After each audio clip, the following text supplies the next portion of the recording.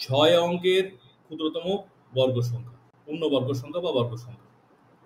তাহলে ছয় অঙ্কের ক্ষুদ্রতম পূর্ণবর্গ সংখ্যা বা বর্গ সংখ্যা বের করতে গেলে প্রথমে ছয় অঙ্কের ক্ষুদ্রতম সংখ্যা লিখে ফেলি। একের পিঠে কটা শূন্য? 5টা শূন্য। 1 2 3 4 5। এই হলো ছয় অঙ্কের ক্ষুদ্রতম সংখ্যা। কিন্তু আমার প্রশ্ন বলেছে ছয় অঙ্কের ক্ষুদ্রতম পূর্ণবর্গ সংখ্যা নির্ণয় করো, পূর্ণবর্গ সংখ্যা। তাহলে এটাকে বর্গমূল করতে হবে। পূর্ণবর্গ মানে বর্গমূল করা, করে ফেলি বর্গমূল। 3 3 9। তাহলে ছয় অঙ্কের ক্ষুদ্রতম পূর্ণবর্গ সংখ্যা নির্ণয় করছি। ভেরি ভেরি ইম্পর্টেন্ট, ভালো করে বুঝবে। 1 শূন্য নামলো, শূন্য নামলো। 3 2 কি হবে? 3 2 হয়ে গেল 6। কত দিয়ে যাবে? 1 দিয়ে।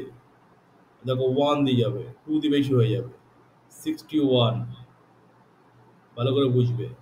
তাহলে 9 3, এই হলো। এবার দেখো এখানে আবার কে নামবে? 0। এখানে কে নামবে? আবার 0। 31 কে আবার 2 দিয়ে ইন্টু হবে, 62। কত দিয়ে যায় দেখা যাক। আমি একটা চেক করে দেখি। 62 কে 5 দিয়ে ইন্টু করে দেখি আগে কি হয়, দেখা যাক। 5 দিয়ে করলে 5 5 এ 25 এর 5, 2 থাকলো, 5 2 এ 10, আর 2 এ 12 এর 2, 1 থাকলো, 5 6 এ 30, আর 1 ছিল 31। তাহলে এটা তো যাচ্ছে, এটা তো যাচ্ছে 3125, কিন্তু এটা ছোট হয়ে গেছে অনেকটা। দেখি এর পরের নাম্বারটা যদি দেখি বড় হয় কিনা। ইন্টুটা ঠিক করেছি কিনা আরেকবার চেক করি। 5 5 25 এর 5, 2 থাকলো, 5 2 10, 10 আর 12 এর 2, 1 থাকলো, 5 6 30 আর 1 31। ঠিক আছে। আচ্ছা, এবার দেখি 6 2 কে 6 দিয়ে চেক করে দেখি তো কি হয়। 36 এর 6, 3 থাকলো, 12 আর 3 13, 15 এর 5, 1 থাকলো, 36 আর 1 এ হয়ে গেল 37। এটা যেতে পারে, এটাই যাবে। 7 দিয়ে বেশি হয়ে যাবে, তাহলে 6 দিয়ে যাবে। তাহলে এখানে একটা 6 হবে, এখানে একটা 6 হবে। তাহলে এখানে কি হয়ে গেল? 3 7 5 6, মাইনাস করি, বলে 4 4 1 হলো। ভালো করে বোঝো। এবার একটা কথা বলছি, কান দিয়ে শোনো। আমাদের তো ভাগ প্রক্রিয়ার সাহায্যে বর্গমূল হয়ে গেল। প্রশ্নে উত্তর চাইছে 6 অঙ্কের ক্ষুদ্রতম সংখ্যা। এটা থেকে যদি এটা মাইনাস করি, এটা বাদ দাও, যদি 1ও মাইনাস করি, তাহলে এটা 6 অঙ্ক হবে না 5 অঙ্ক হয়ে যাবে? 5 অঙ্ক হয়ে যাবে। তাহলে দেখো আমাকে 6 অঙ্ক রাখতে হবে। 1 মাইনাস করা মানে কমে যাবে, 6 অঙ্ক থাকছে না, 5 অঙ্ক হয়ে যাচ্ছে। আমাকে 6 অঙ্ক রাখতে হবে। তাহলে আমাদের কি করতে হবে? বর্গমূলের পরের সংখ্যা নিয়মটা করতে হবে। পরের সংখ্যা নিয়ম কি?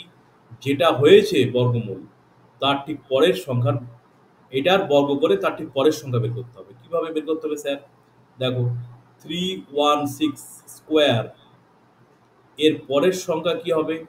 317 তার স্কোয়ার। এটা বের করতে হবে। আগের সংখ্যা বের করতে গেলে এটা এটা তো বিয়োগ করলে আগের সংখ্যা, আগের পূর্ণবর্গ সংখ্যা বেরিয়ে যাবে। কিন্তু পরেরটা বের করতে হবে। কেন পরেরটা বের করতে হবে? তাহলে 6 অঙ্ক পাচ্ছি না তো আমরা।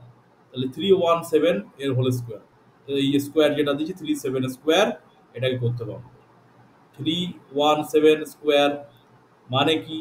317 ইন্টু 317। এটাকে ইন্টু করলে কত হওয়া উচিত? এটা ইন্টু করলে এটা হবে মনে হয় 100489। দেখো তো এটা হয়েছে কিনা, ইয়েস অর নো? আচ্ছা দেখো এটা কি 6 অঙ্কের হয়েছে কি হয়নি? 6 অঙ্কের হয়েছে, 6 অঙ্কের হয়েছে। দেখো 6 অঙ্কের হয়েছে, পূর্ণবর্গ হয়েছে। তাহলে এই হলো 6 অঙ্কের পূর্ণবর্গ নিয়ম। ভালো করে বুঝতে হবে, ভেরি ভেরি ইম্পর্টেন্ট অঙ্ক। বলেছি কি 6 অঙ্কের ক্ষুদ্রতম পূর্ণবর্গ সংখ্যা নির্ণয় করো। 6 অঙ্কের ক্ষুদ্রতম পূর্ণবর্গ সংখ্যা নির্ণয় করো। 6 অঙ্কের ক্ষুদ্রতম সংখ্যা প্রথমে লিখে ফেলেছি। এবার এটাকে বর্গমূল করে ফেলেছি।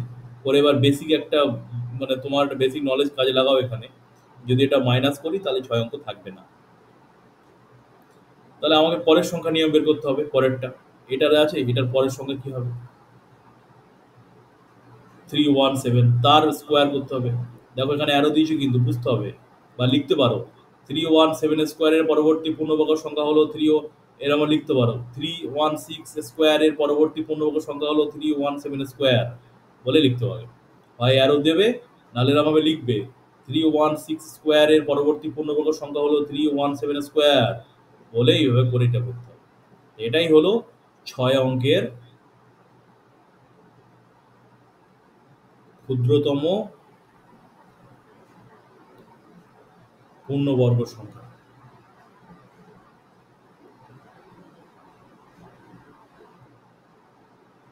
মুখস্থ রাখতে পারো, শর্ট কোশ্চেন আসতে পারে।